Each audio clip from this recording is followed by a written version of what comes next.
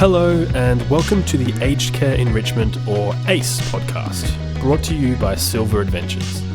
Every fortnight we invite aged care industry experts, thought leaders and passionate individuals to share their knowledge and experience with us as we examine ways to improve the quality of care and the quality of life for seniors.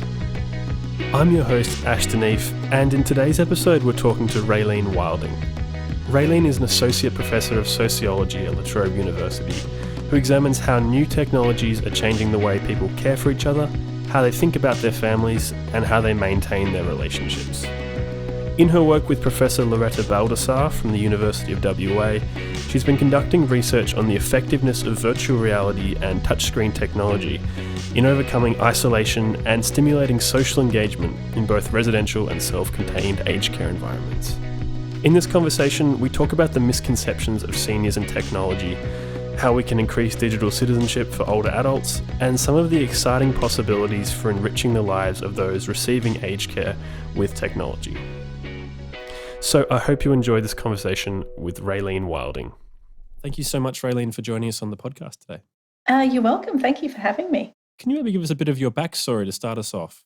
Well, I'm a sociologist at Trobe University, and the research that I have been doing for quite some time now has been investigating how people use technologies to maintain their families and their intimate relationships. And my most recent projects have been about the role of technologies in the lives of older adults. So thinking about the ways in which older adults maintain their family and social networks using technology, but also more recently thinking about other things that technology might be able to do for older people. So I'm thinking about it as a source of leisure, as a source of brain training, and thinking about some of the obstacles that older people face when they try to use technology as well. So that's some of the writing and thinking that I've been doing more recently. Wow, there's a big selection of areas we can delve into there. Why don't we start, because you mentioned at first about communication and about the role of technology in families for aged people. Yes, so the work that I've been doing for quite some time now has been with families of migrants in Australia. So I'm part of a team who have been working with people from a range of different migrant backgrounds, from European countries such as Italy, Ireland and the Netherlands, from Asian countries, particularly Singapore, but also Myanmar or Burma, and also from New Zealand and from the Middle East. And what we've been trying to make sense of is how migrants in Australia are using communication technologies to maintain their connections with family who are still living overseas, and what that means for their lives in Australia and what that means for the ways in which they live their lives across multiple locations. So we refer to them as transnational families. And what we've found is that people who have migrated to Australia are really early adopters of communication technologies and really passionate about using communication technologies in order to maintain their families. So they will be picking up on the latest apps, and particularly the latest, cheapest apps that allow them to communicate more often with family members who are living overseas, so that they can continue to care for those family members and continue to maintain a sense of connection to their home country and the places where they grew up. So one of the things that we've done in our most recent research is to ask ourselves the question, well, is this also the case for Australians, for people born in Australia? Are they also using communication technologies in the same way? And one of the things we've found is that actually the Australian-born are less likely to do that. I mean, we know from the statistics that Australians often have family members who have gone overseas. So it's not that they don't have social networks living elsewhere, but there seems to be less engagement in using communication technologies to keep in touch with those family members. And that's probably just because there isn't the same need. I think if you haven't migrated overseas, you don't really understand the distance that separates you from the people you care about. And you're just perhaps waiting for them to get in touch with you. That's really interesting. I never would have thought that Australians are a bit slower on the uptake there. How does that work with elderly versus younger people? Our research suggests that it applies across all of the different age groups, that it doesn't really matter whether you're a younger person or an older person. What matters is whether you're a migrant who has experience of that separation from family and friends and wants to overcome that separation from family and friends. So there are some really interesting statistics that come out of the Australian Digital Inclusion Index that reinforces this insight that we've had from our research, which suggests that the group in Australia who are the most digitally disadvantaged, so the people who are less likely to access communication technologies, less likely to be on the internet, are older people aged about 60 and over.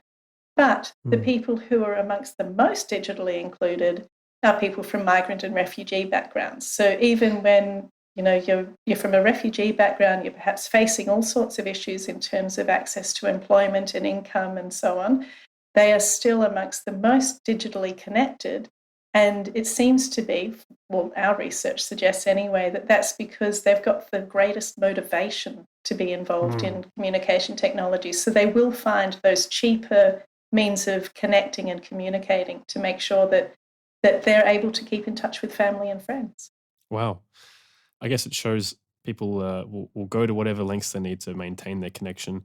Now, I assume that this doesn't just extend to their feelings of connection to their family, but also their culture and identity, right?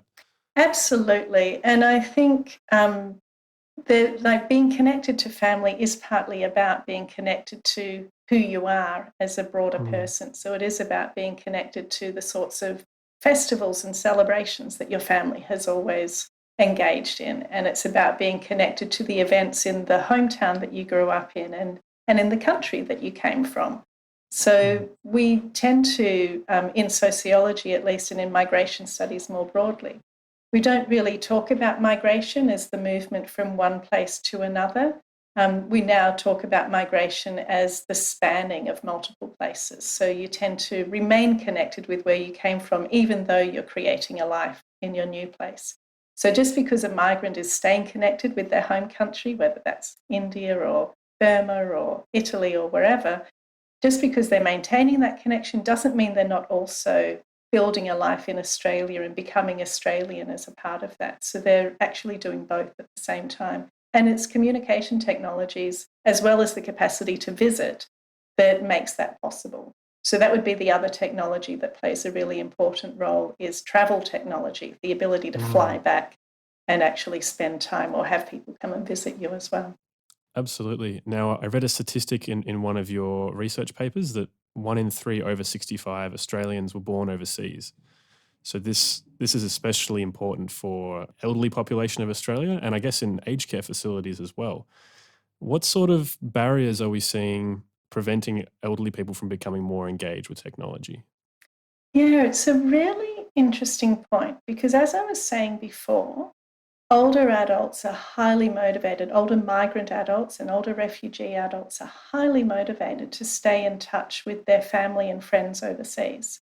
But particularly people who have arrived in Australia at an older age or people who haven't had an opportunity to engage with technologies in their work lives, they rely really heavily on local support to help them have that connection.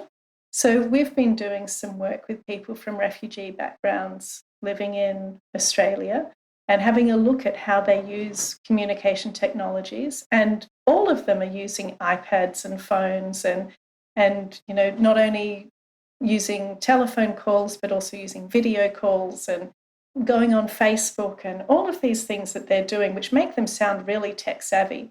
But actually, they can do this usually because they have a child or a grandchild who is helping them with that. So the child or the grandchild is setting up that device and setting up the accounts or giving them access to their own accounts, setting up the phone calls. And it's not just about having local support here, it's also about having local support in the country overseas. So we have stories of a family in Italy where they'll have to perhaps get hold of a cousin in a neighbouring town to come along and help the older adult there connect with their sister, who's an older adult in Australia. So at both ends, you have people who are facilitating this access.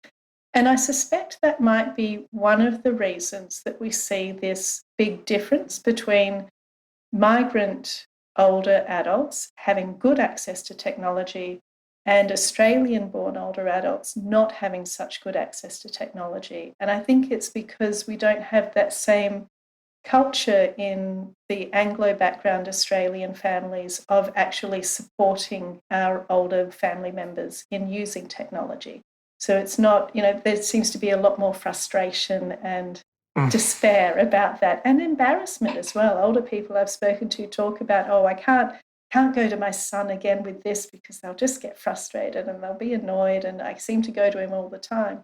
Whereas in a migrant family, what we tend to see is that the children and the grandchildren will actively say, hey, Granny, have you seen this? And this might help you to connect with your sister over in Singapore or wherever it is that they want to connect to.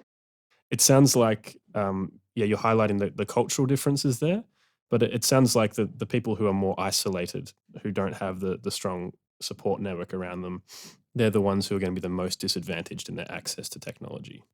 Absolutely. And particularly as people get older, the more isolated they are in their social lives generally, the less digitally included they're going to be as well, the less digital citizenship they're going to have.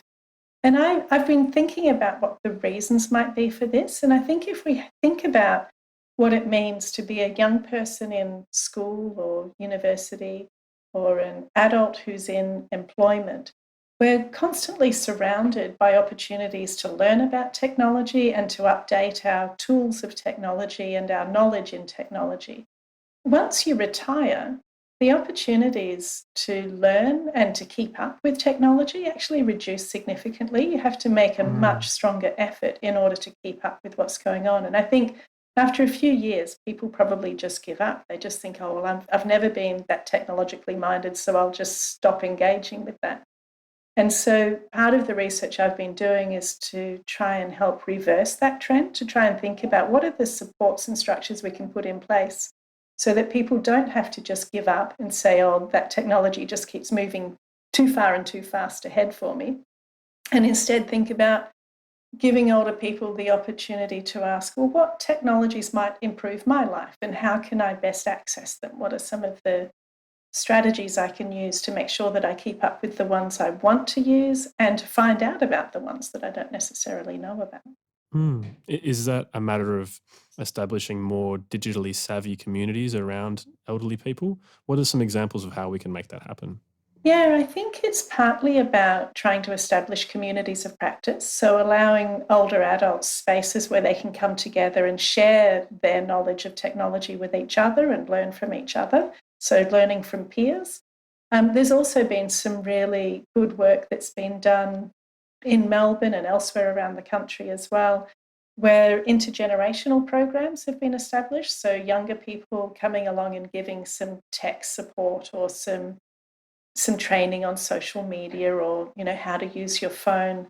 So a younger generation speaking to and working with an older generation. There's also some really good work that's been done in libraries and local communities. The University of the Third Age as well, for example, sometimes has little courses and things. I think one of the problems that emerges, so although there are quite a few resources around, quite often those resources are about teaching a particular thing for a particular period of time. So, this week at the library, there's going to be a session on how to use Twitter. And I think, like all of us, what older people actually need is an opportunity to learn about Twitter, not just this Wednesday afternoon at 2:00, but next Saturday when I actually want to have a look at something, or next Thursday, or in 3 weeks' time when I think, yeah, actually, that is something I want to do now, or that seems like it would connect to Twitter.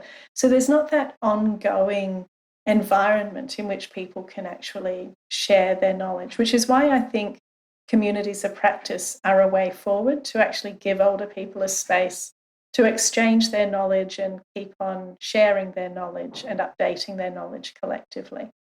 Could a community take the form of a regular meetup or a digital space, or what kind of examples can you see of communities that might work? Yeah, I think It would be nice if they could be digital because then they could reach more people. But I think for a lot of older people, the knowledge they need has to be delivered in person because they don't necessarily have the same framework of how technology works. They don't necessarily have that framework in their heads that allows them to draw the connections between different bits of advice.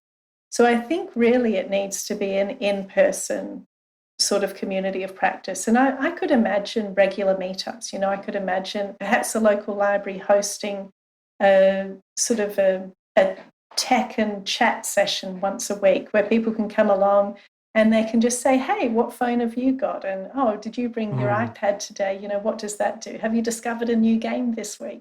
And actually just have a conversation about what they're doing on technology, not just as avid technology enthusiasts, but also as regular everyday technology users. So I'd like to see it being built into all sorts of activities people are already doing, as well as creating perhaps specific clubs where people come together and just share knowledge with each other. Yeah. Now you mentioned games there, and we've been talking a lot about communication and connection, but can we touch on some ideas of leisure? How can technology be embraced in a wider way in the elderly community for leisure?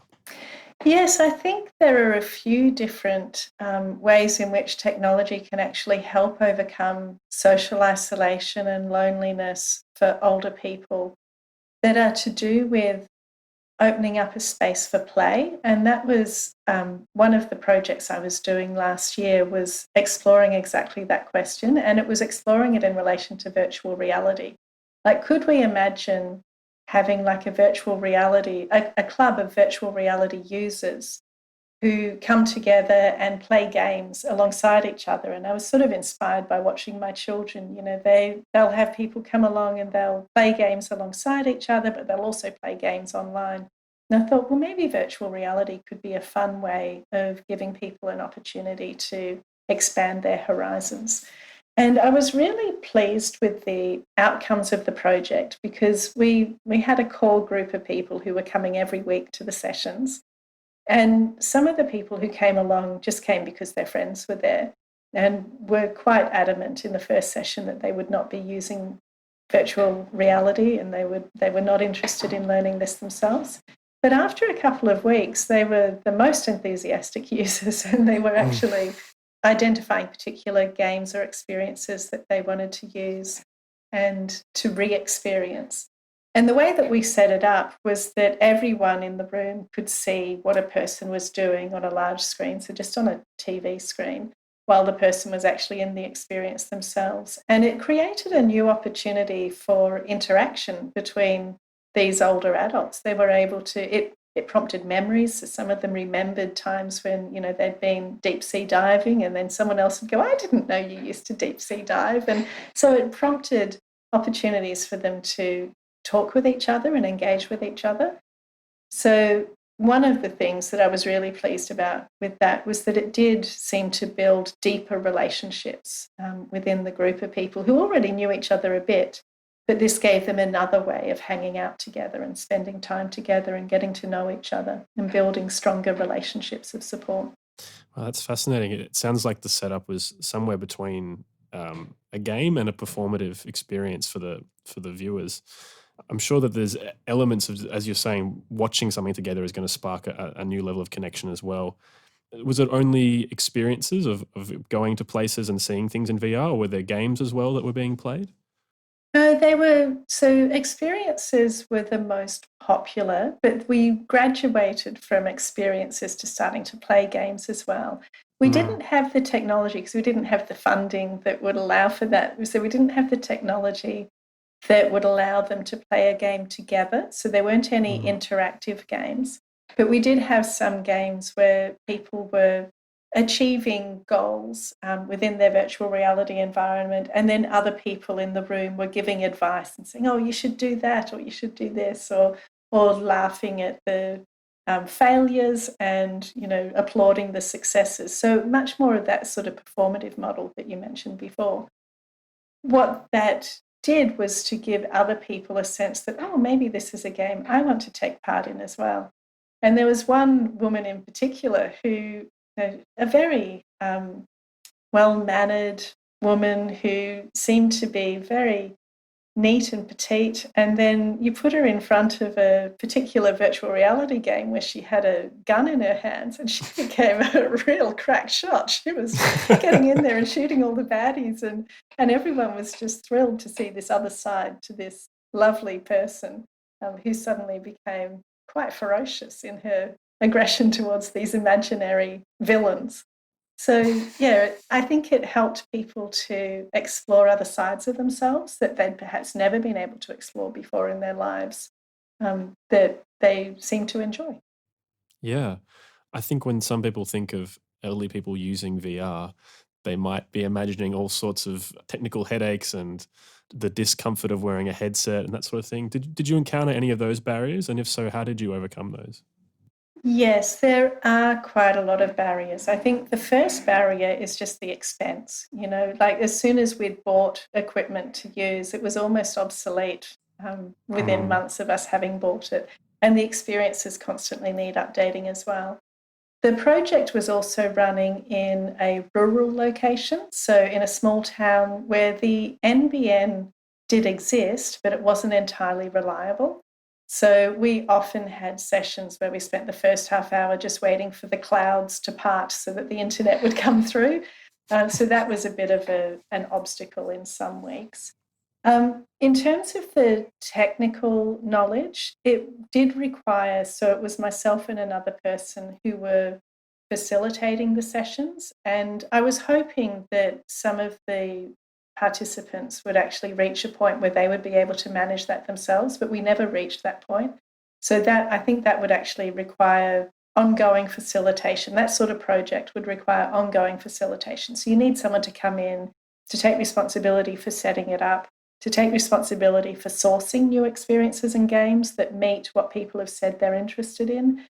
I don't think there is any way in which you can expect older adults themselves to have the skill and the problem solving knowledge. I think we take for granted, being in the workforce and having to problem solve with our technologies all the time. I think we take for granted that problem solving capacity that emerges from experience with technology. And the older adults I was working with were often a little bit, they had trepidation, like if I problem solve, I'm going to break it rather than it has to be problem solved. So there's a bit of a generational shift there, but also just this sense that, yeah, it's not, the experience in and of itself is not worth all of the anxiety that comes with having to do that management of technology themselves. Yeah. So a lot of pleasure when it's there and it's working, but none of them were actually willing to take on the responsibility for making it happen. So I think those sorts of programs do need to be facilitated by someone who does have access to expertise. Perhaps there's training for somebody who works at the facility, who's on staff there. Now, in 2018, you were involved in a study using touchscreen technology in aged care facilities. What were you looking for there, and what were some of the things that you found? So that was again one of the projects where we were just looking at what sort of a role could technology play in creating a more sociable environment for people, in this case, in residential aged care. So the other projects have all been about people living independently in retirement villages or in their own homes. But this particular project was having a look at what happens in residential aged care where loneliness and social isolation are really big problems. You would think living in residential aged care that older adults would have access to friends all the time. But in fact, there are a lot of problems in terms of connecting people within residential aged care, and this is a widely acknowledged problem in the sector. So we were exploring the role of technologies in responding to that problem. And we tried out a couple of different things. So one of the things we tried was like a sit dance class, where you had people sitting down and they were following instructions that were happening on this big screen.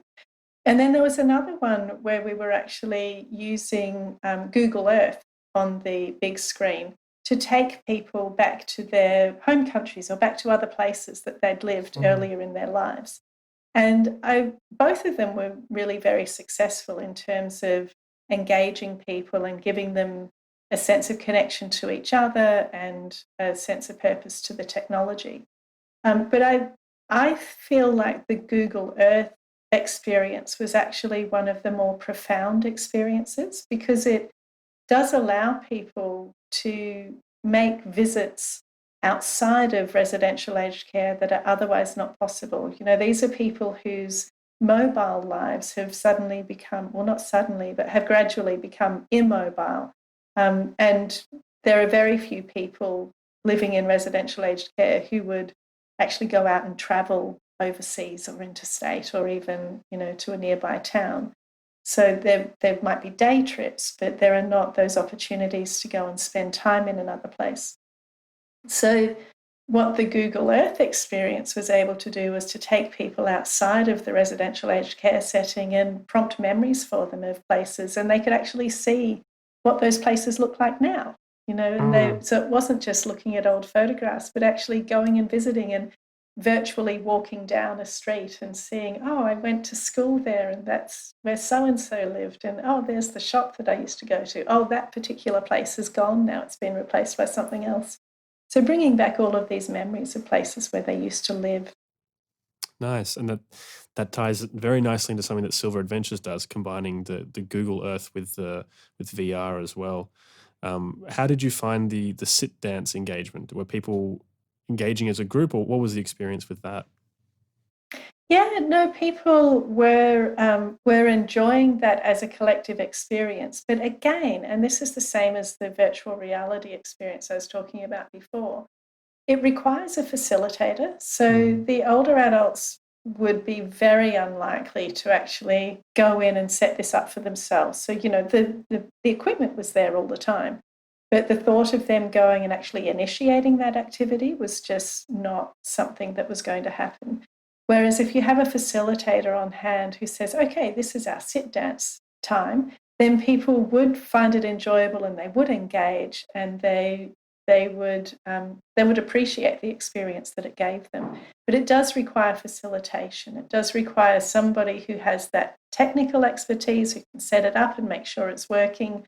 And it does require someone to actually mobilize people into doing the activity and lead the way, you know. So it wasn't enough to just have the sit dance activity on the screen. You also needed a caregiver or a facilitator there doing the activity as well and showing what it looked like from the other side. So I think probably one of the strongest messages that's come through in all of our research projects is that role of the social, of having somebody next to you to help you to engage in the digital. It sounds like it's going to be important to have a mixture of engagement styles, not just self-motivated, but having facilitators, as you said. Now we're recording this interview at the start of September in 2020, and we're still living in the pandemic mode.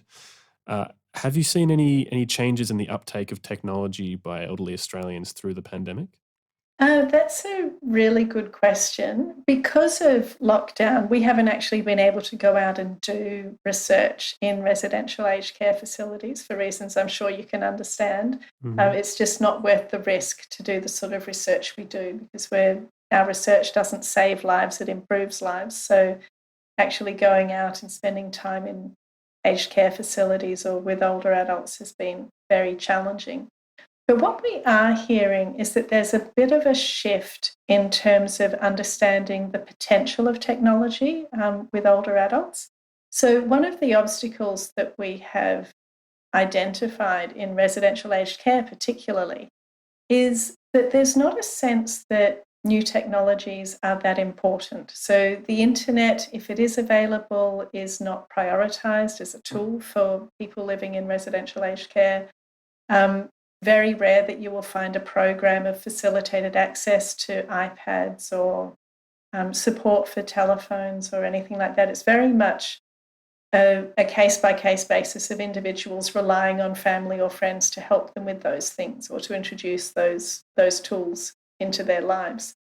But what we've seen with the lockdown is a bit of a shift where aged care providers are starting to see that actually iPads, phones, laptops can be a really good tool for social connection for people living in care with people outside of that care environment. So I'm hoping that this is going to be part of a broader shift where we do start to see more of that engagement of technologies within aged care contexts. But one of the obstacles we have to that is that the funding models don't allow for it. The funding model for aged care really does just pay for the basic physical care that people receive. There isn't enough money in the system to also support the social needs of older adults. And so this would be one of the biggest challenges that we would like to see addressed is to see aged care funding including a component that is about supporting social engagement, that's about supporting play and leisure and the things that make life worth living. It's one thing to actually keep a person alive, but it's another thing to actually make their life pleasurable. And I think aged care workers and aged care facilities often do an incredible job given the resources that they have. They really are committed to the well-being of their residents, but without the funding to support social engagement and connection, they're really up against it. It's almost impossible to achieve the sorts of outcomes that could make life really good. And do you see that the majority of this funding would go to technology and its use in aged care facilities, or do you think there are other areas that money could be spent as well? I think technology should be part of the mix. I think technology allows for experiences that you can't have without that technology. And I'm thinking here of, the Google Earth experience. Like, unless you have that technology in front of you, you can't go and visit your hometown and show your friends around that hometown. And you can't suddenly realize that you're great at shooting villains. It's like there are particular experiences that are opened up by having access to technology. But I'm not convinced that technology is the only solution.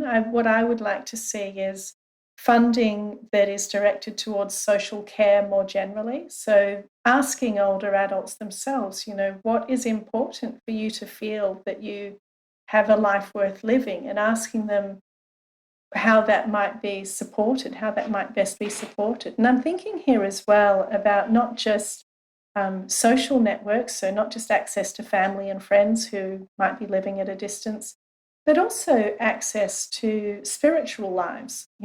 And one of the things that I've been really pleased to hear about is the ways in which, particularly during lockdown, older adults who have not been able to attend their local church or their local faith environment have actually been able to do so online. So they might be attending a service or a sermon or some sort of religious ritual online because they can't go there face to face. And so I think there is a role for technology, but it should be part of a broader sense of what people need in their older age, and listening to them about the sorts of things that matter to their identity, and thinking about how a mix of technology and non-technological solutions might contribute to doing that.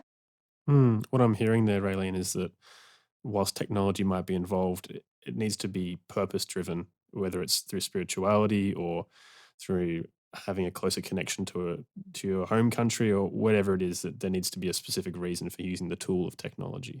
Absolutely. And that goes back to the issue of motivation, doesn't it? Which we see with migrants taking up technology because they're motivated to keep in touch with family and friends overseas and with places and people overseas. And if you don't have that motivation, then technology is kind of pointless. Technology is only useful in as much as it's a tool that you can use to achieve your life goals. Now, do you think that the funding is the only or the main reason that aged care providers have been slow in the uptake of technology, or do you think there are other elements at play as well? That's a really interesting question. I think funding is a key issue. I think the aged care sector is underfunded and has been chronically underfunded for a long time, which means that it's not necessarily able to address all of the concerns that it would like to address. But if we combine that as well with some of the ageist assumptions about technology, then it becomes an even worse problem. So I think it's very common to assume that because someone is older, they're incapable or uninterested in using technology. And what I've learned through the research I've been doing recently is that that's just not true. People of any age are capable of learning technology, are capable of using technology, and they're interested in using some technologies. The issue is they're not necessarily interested in using all technologies. So just because something is technology doesn't mean they want to take it up. And they're not necessarily able to learn technology in the same way that a younger person would learn about that technology. They need tools and resources and practices and groups that work for them, not trying to use something that works for 20-year-olds and saying, oh, just because you're older, you should use the same as us. It's like there needs to be more attention to design that is age specific, design that acknowledges the needs and preferences and abilities of older adults, rather than assuming that the designs for younger people will work for older adults. That sounds like some things have been trialled, but maybe trialled in the wrong way in some facilities. Is that what you're hinting at there? I think so. And I think often there's a real appetite for introducing technology into aged care settings or into the lives of older adults just for the sake of it. And this is often market driven, that there's this sense that there's a growing population of older people. So we need to try and create a market for our new technology products to make sure that we can benefit from that growing market. And I guess I would respond to that by saying, actually, the best way of growing your market is to go and speak to older people and find out what they're genuinely interested in and then responding to that, rather than taking your product to older people and saying, take this up, and then wondering why they won't. It's just about flipping that around, I think. I think we've really covered a lot. One question I'd like to ask you, though, is what do you think the future of technology in aged care looks like, whether that's in residential facilities, in care in the home? How do you think the future will look with technology? That's a really good question. I think it does depend on the designers of technology, really, because the future could end up looking very much like the present, where there's a big gap between older adults and new technology. It's a complicated story because a lot of commentators will tell you that actually it's only the current group of older adults who are going to have that problem with accessing technology, because, the people who are older adults in 20 years, they'll be people like me who have grown up with technology, maybe not as much as people who are, only 20 now, but certainly I've had a lot of experience with using technology, and so chances are I'll still be able to use that when I'm an older adult. But I think what that argument fails to take into account is that technology is constantly changing. So if I am not in a work environment where I'm being required to keep up with technology, and being given the resources to keep up with technology, I'm not sure that I would be able to maintain my capacity. So I think there's the potential to always have a gap between older adults and new technologies, unless we start to see a lot of movement in the design space where people are actually paying attention to the fact that people in different age groups, people from different cultural backgrounds, people with different educational backgrounds, that we all use technology slightly differently, and that it might be worthwhile designing for an age group, consulting with an age group to find out what they need, rather than assuming that you as a young designer have the answer to technology and that your model works for all age groups. So I'd like to see designers and, I guess, marketers and promoters of technology actually paying closer attention to the differences of their different population groups. I can think of several examples of phone manufacturers that put in different accessibility options, for example, but these do seem after the thought. They don't seem like they're an integral part of the design process. What do you think needs to happen for the climate around this to change? I think it just takes will, a will to do the change. I don't think there are any particular obstacles. I mean, obviously, more funding for research, such as the research I'm doing that helps to identify and acknowledge and record the perspectives of older adults in their uses of technology, that's always welcome, but that's a very self-serving answer. I think as long as technology companies take seriously that there are different markets for their products and start thinking about perhaps designing with a particular age group or set of abilities in mind, that might help. But, there's also another opportunity here, which is, and it comes out of your mention of accessibility. If devices are designed in order to be highly accessible, if they're designed so that the people with the most obstacles to access are being served, then I suspect that same technology will work very well for everybody. So maybe rather than starting with what does the 25-year-old want from their phone this year, maybe if you start with what do we need to build into this technology to make sure that the 90-year-old with arthritis in their fingers and fading vision and poor hearing can use this device, then surely everyone's going to be able to use it. And surely that would be a much better outcome. Absolutely. And it's probably going to come as attitudes towards aging change. And Australia, I think, is slowly an aging population, will be changing over the coming decades. And perhaps as people over 65 are seen as a viable portion of the market, perhaps we'll see more developers take that segment more seriously. Yeah, that would be a nice thing to see. I do worry, though, about the undercurrents of ageism that persist in spite of that. And I think we see that particularly in relation to technology. So I think maybe we need to start rethinking that relationship between older adults and technology and recognizing that just because you're older doesn't mean that you're less capable of using technology, but rather you need different ways of accessing that technology and maybe even different technologies. Mm. Do you see that these undercurrents as things that you think it's flaring up, this ageism, or are you just seeing persistent problems? It's certainly a persistent problem. So I don't think ageism is new, but I do think that, a global pandemic that targets older adults perhaps brings out some of the worst of ageism, where we do actually have debates about whether an older person's life is worth saving and whether the sorts of challenges that we're all facing in order to keep this pandemic under control are necessary. And I find those sorts of discussions very troubling once you start hearing people discussing the lives of older people as somehow worth less than the lives of younger people. So, yes, I think the ageism is certainly alive and well. So this too is a moment for us to reflect on how we might combat that ageism and to try combating it across all parts of daily life, including technology. Absolutely.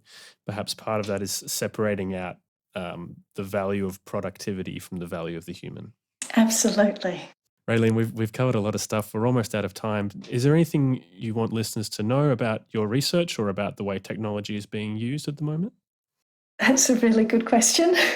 No, I think we've covered a lot of territory today. I guess, if I was to have any clear messages, it would be that older adults are very capable of using new technology, and I'd like to see more acknowledgement of that. That older adults have a lot to offer to our society, and that I think ageism perhaps doesn't allow us to acknowledge that to the extent we should.